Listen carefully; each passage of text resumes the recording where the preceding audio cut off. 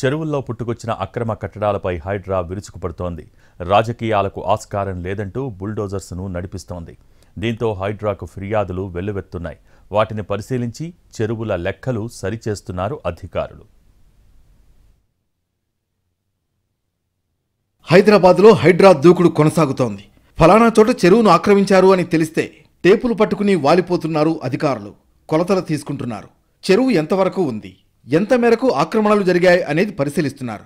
Full tank level FTL పరిధిలోకి చొచ్చుకొచ్చిన నిర్మాణాలను నిర్మోహమాటంగా కూల్చివేస్తున్నారు అధికారులు. జీహెచ్ఎంసీ పరిధిలోని చెరువుల ఆక్రమణను పరిశీలిస్తున్నారు అధికారులు.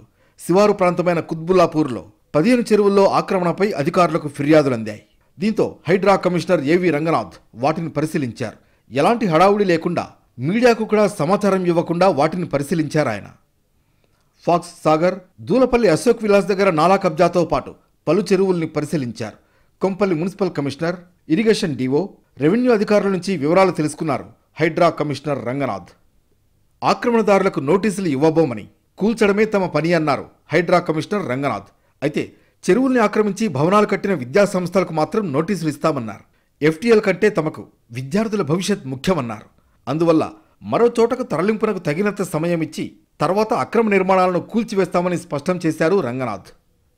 హైదరాబాద్ శివార్లోని జన్వాడ ఫామ్ హౌస్కు వెళ్లారు ఇరిగేషన్ అధికారులు. ఫామ్ హౌస్ వద్ద కొలతలు తీసుకున్నారు. మరోవైపు హైడ్రా కూల్చివేతలపై అక్కినేని నాగచైతన్య స్పందించారు. కన్వెన్షన్ సెంటర్ కూల్చివేత గురించి తన తండ్రి నాగార్జున ట్విట్టర్లో అన్ని వివరాలు చెప్పారన్నారు.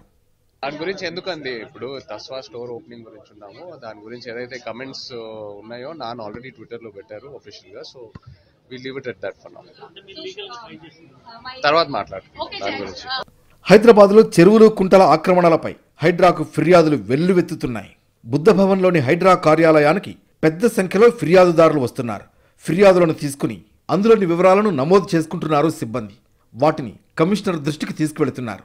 ఫిర్యాదుదారుల తాకిడి పెరగడంతో హైడ్రా కార్యాలయం వద్ద పోలీస్ బందోబస్తు పెంచారు.